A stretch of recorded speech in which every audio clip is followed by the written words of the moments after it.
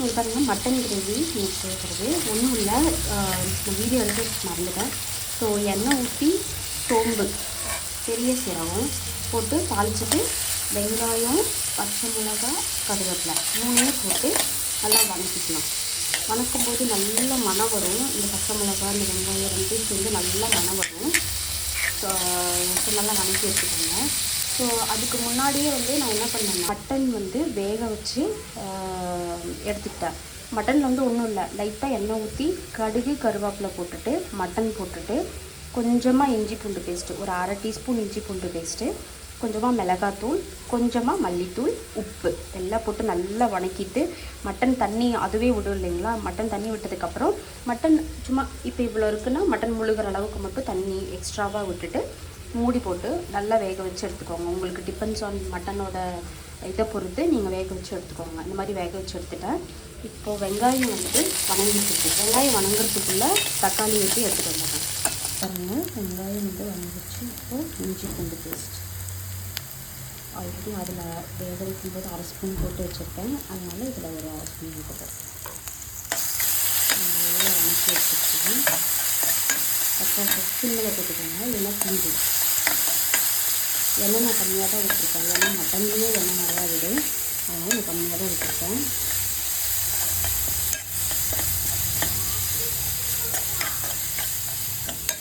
நல்லா வந்து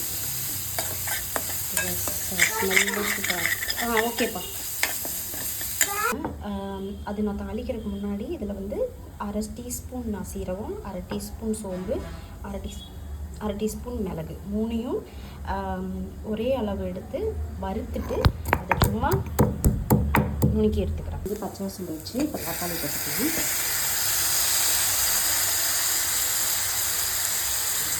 இது ஒரு 2 தக்காளி எடுத்துருக்கேன் நான் 3/4 கிலோ மட்டனுக்கு. 2 தக்காளி மீடியம் சைஸ் ரெண்டுமே ஒரு அப்ராக்சிமேட்டாக ஒரு 70 கிராம் 75 கிராம் தான் வரும். 2 சேர்ந்து 100 கிராம் கூட வராது. இப்போது இதுக்கு லைட்டாக கல்லுப்பு, இந்த தக்காளி வணங்குறதுக்கு மட்டும்.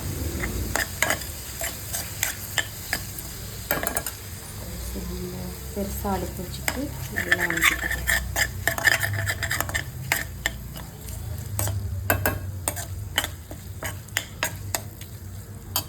கிச்சனையும் ஒதுக்கி வச்சிடலாம். வணங்கிடுச்சு. இப்போ அந்த நுணுக்கி வச்ச பொடியை போட்டுக்கலாம். இதுதான் பொடி. நல்லா வணக்கிட்டுக்கலாம்.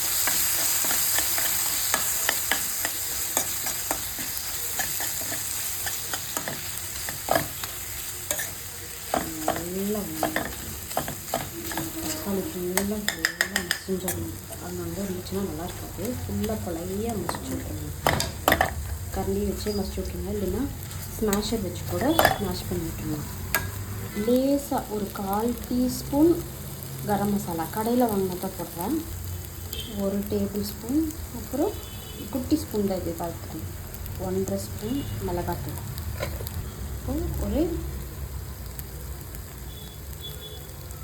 அப்புறம் ஒரு டேபிள் ஸ்பூன் அளவுக்கு மல்லித்தூள். ஏன்னா அதுலேயும் நான் மல்லித்தூள் போட்டு வேக வச்சுருக்கேன் மட்டன்லேயும், அதனால் கொஞ்சம் எல்லாத்தையும் நல்லா கலந்துக்கலாம். இதில் இன்னொரு மசாலாவும் நம்ம ஆட் பண்ணலாம், நல்லா வாசனை இருக்கும். என்னென்னா மட்டன் மசாலா, கடையில் வாங்கினா மட்டன் மசாலா.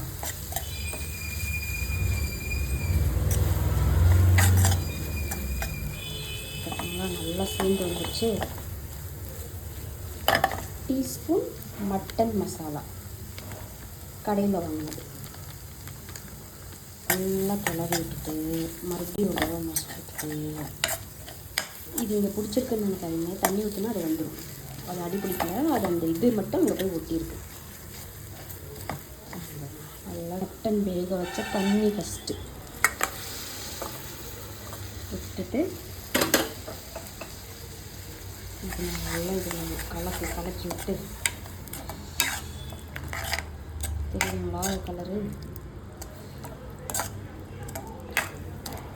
நல்லா கலரி விட்டுட்டு அப்படியே மட்டன் எடுத்து ஃபுல்லாக போட்டுருலாம்.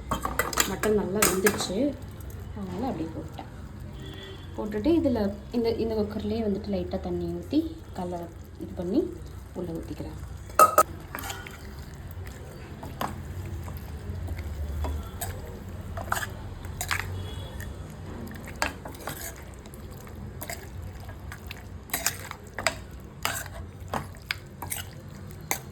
இதுக்கப்புறம் இந்த கிரேவியில் வந்துட்டு இது 20 நிமிஷம் இருக்கணும்.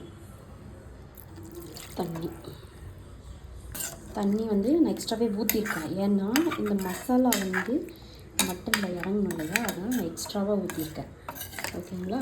இப்போது இது வந்து நீங்கள் ஹையில் வைக்கக்கூடாது, சிம்மில் வச்சுட்டு ஃபஸ்ட்டு ஹையில் வச்சு ஒரு நல்லா ஒரு தடவை கொதிக்கும் போது உப்பு காரம் மட்டும் பார்த்துக்கோங்க எப்படி இருக்குன்னு. ஒரு கொதிச்சதுக்கப்புறம் ஃபுல்லாக சிம் பண்ணிவிட்டு 20 நிமிஷம் அந்த கிரேவி தொக்கு அந்த பெரட்டி சாப்பிட்ற மாதிரி கன்சிஸ்டன்சி வர வரைக்கும் 20 நிமிஷம் சிம்லேயே போடுங்க. அப்போ என்னாகும்னா இந்த மசாலா இருக்கு இல்லையா, இந்த கிரேவி இந்த மட்டனில் வந்து நல்லா இறங்கி சூப்பராக இருக்கும் டேஸ்ட்டு. இப்போ இது வந்து ஒரு கொதி வரட்டும். ஒரு கொதி வந்ததுக்கப்புறம் சிம்மில் போட்டுட்டு மூடி வச்சு 20 மினிட்ஸ் விட்டுடலாம். கொதி வர ஆரம்பிச்சிருச்சுங்க பாருங்கள். இங்கே வர ஆரம்பிச்சிருச்சு, இங்கே எல்லாம் வர ஆரம்பிச்சிருச்சு. நல்லா சலசலன்னு கொதிக்கட்டும். நல்லா கொதிச்சிருச்சு. உப்பு காரம் பார்த்துட்டு கரெக்டாக இருக்குது எனக்கு. ஸோ இதை வந்து நான் சிம்மில் போட்டுட்டு மூடி வச்சு 20 நிமிஷம் நல்லா அந்த கிரேவி பதம் வர வரைக்கும் விட்டுருவேன். வந்ததுக்கப்புறம் உங்களுக்கு எப்படி இருக்குன்னு காட்டுறேன். பாருங்கள், நல்லா சுண்டி நல்லா கிரேவி பதத்துக்கு வந்துடுச்சு. அவ்வளோதான். அதோட மேலே உங்களுக்கு வேணும்னா நீங்கள் கொத்தமல்லி தழை தூக்கலாம். பட் நான் தூளை அப்படியே எடுத்து சுடு சாப்பாட்டில் போட்டு நல்லா சாப்பிட்டிங்கன்னா செம்மையாக இருக்கும். சரிங்களா? ட்ரை பண்ணி பாருங்கள். தேங்க்யூ.